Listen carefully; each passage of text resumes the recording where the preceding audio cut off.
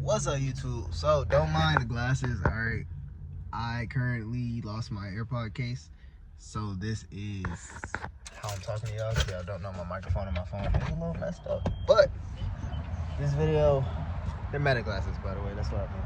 But in this video, I'm gonna tell y'all kind of like the things that nobody really told me about towing. Not really the things nobody told me, but the things that I needed that nobody told me I needed, I guess I should say. Let me see if I can find that little thing real quick before I even get started. Oh, I found my fucking socket. It was in my damn toolbox on my trailer. I knew I just had that bitch. Wow. Nah, like, I had just changed the water pump in my truck, so, like, finding everything I needed was annoying because I couldn't find half the shit. I don't put it back.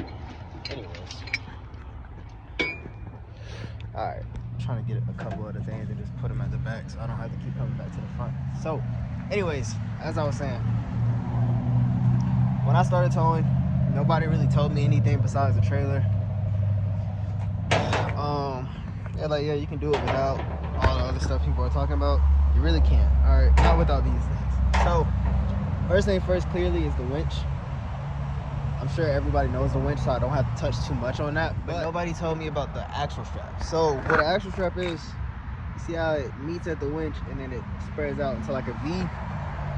I guess the back upside down V in this case. So with that, it helps me because as y'all can tell, my truck is a little bit higher up. It's not lifted, but it's a high up truck because it has an off-road package on it. And my winch is also mounted pretty high up. So you see how the slant that my winch is on? That axle strap allows me to be able to go under people's cars to their axles or to the frame of their car and hook up to it without splitting their bumpers when I go to pull up. I don't know if y'all can hear me or not, so I'm gonna go inside the truck. But I can bring these inside. That was the one thing that's out the truck that I couldn't show y'all before. But it's a lot of cars flying by, so I don't know if y'all can hear me or not. But either way. Oh, here we go. But yeah, so that allows you to be able to kind of load up a car without having an issue with the whole, like the winch hitting their bumper, the winch pulling on their bumper. Like it kind of goes on the outsides and spreads out more where the car is usually higher up. So that is probably one of the big, that was like $40, I think. And that's probably saved me the most money out of everything I've bought for this business. Two, you don't have to have a wireless winch remote. I like it. Mine is magnetic. I don't think I have any metal in here, but yeah, I don't have any metal in here. But mine is magnetic, so I can just stick it on the trailer. But it's easier because I do a lot of these tows by myself, so I'm able to get in the car or stand beside the car and guide the steering wheel and just hit the button, do what I need to do. That's probably one of my other things that saved me a lot. This eye bolt. This was the first thing I ever bought for towing. Now, I haven't needed it as much as I thought I would because if you don't know, a lot of cars now, they have a little slot in the car that you could take off and you put this in and you screw it in. It screws opposite as a regular bolt, by the way. But you screw this in and you can hook your winch in here to pull it. I thought I was going to use this a lot. Only 3 cars out of the like 30 that I've towed had this, like had the little spot for it, so that's dumb as shit. When you buy your ratchet set, either get you a good sledgehammer to hit these in with, or make sure you buy the ones that'll fit. Let me show you what I'm talking about. Now I'll just go back out the car. So if you buy the regular ones, they'll have to hook out here, which is the issue for me. Like, I didn't like this because if you hit a bump too hard or anything, it'll come off, especially when you have it on an angle like that. So what was easier for me was hitting them in so that I can go in this way and have a lot more support no matter which way it needs to go. But mine wouldn't do that the way I bought them, so I had to get a sledgehammer and hit them in all the way. This toolbox I wouldn't necessarily call a need, but as you can tell in front of the trailer, I have a toolbox. But that's mainly because I do a lot of other work with my truck. And I also swap trucks a lot. Like I have different trucks, so some days I may pull the trailer with a different truck, so it's easier to have everything I need in this toolbox locked up, and I don't have to worry about being scared, I guess, really. like being like, oh shit, I forgot this, oh shit, I forgot that. But as you can tell, this is magnetic, won't go nowhere. Now I've almost driven off with it. I haven't yet, but I've almost driven off with it. Another thing I have, not necessarily a need, but I showed you on another video, are these lights. They have like 7 different modes to where they flash and all that type of stuff, which is actually very cool to me. I like it. Definitely keeps you safe on the side of highways at night. And one of the biggest things I have, but it's not a need at all. Well, actually, let me show y'all the whole setup. So I have a battery in here. This goes to my winch versus doing like a trickle charge or anything connected to my truck or running cables to my truck. And then I have a solar charger to charge said battery. So that way my winch pretty much charges itself. If you know what a solar power is, you know what I'm talking about. But if you don't know, basically my winch gets power from the sun. That charger charges that battery up, so I don't really have to worry about it.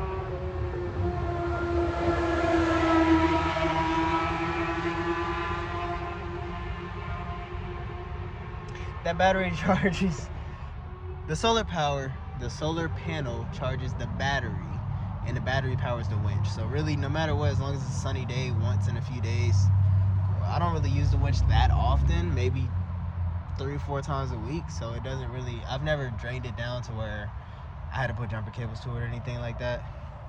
The lights on that trailer I just ran, they didn't come on there. I just ran those last week just because at nighttime I couldn't really see my trailer in the mirror.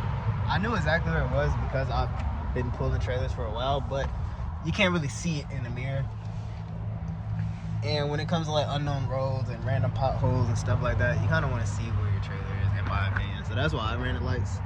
A lot of new ones come with lights. Mine just didn't.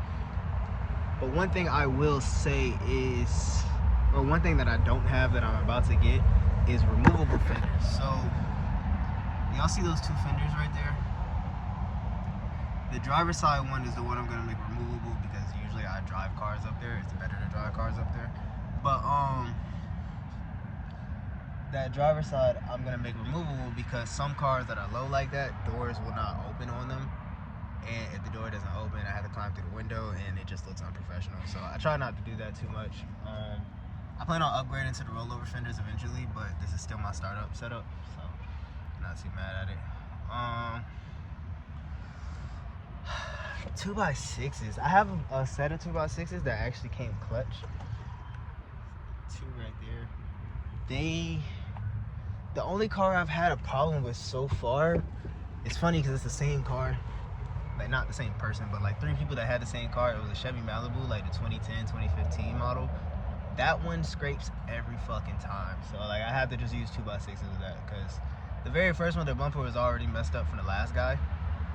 So me and him talked about it. He was like, yeah, just load it up. It's already messed up. It's already broken. Whatever happens. But as I started pulling it up, I guess something with the suspension, it's so soft that the car goes down instead of staying up. So it went down and the bumper started scraping a little bit more than I would like to see. Like I don't really want to cause more damage. So I backed it back off, bought some 2x6s, loaded up no problem. So that's pretty much what I do now from here on out, is run the 2x6s up there. Keep a jack on your truck, just in case. I always keep a jack on my truck because I do roadside assistance anyway. So I have a jack, a jump box, everything like that. Ignore this, we went to a play date. I have a jack, a jump box, all that stuff, but if you don't do roadside assistance, it's still good to keep it because if for some reason that car is stuck on your trailer, not necessarily stuck, but it's like kind of, you don't want to back up because the bumper, you don't want to pull forward because the bumper. I used the jack to get the car back off. I just went ahead and jacked up. I had 2 jacks, so I jacked up both sides, chopped the wheels, of course, and then was able to pull my trailer from under it, put the 2x6s, keep it pushing. Now looking back, could I have just jacked it up a little bit and slid the 2x6 under the tires? Yes, but I didn't think about that. But either way, thankfully that customer was cool, but that was one of the first times I experienced that.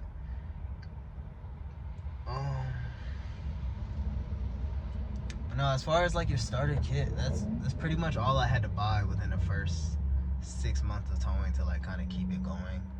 It was kind of iffy with some of the stuff that I bought, or without some of this stuff, it got iffy. So it was like I had to look up and see. Now I do want to get a snatch block.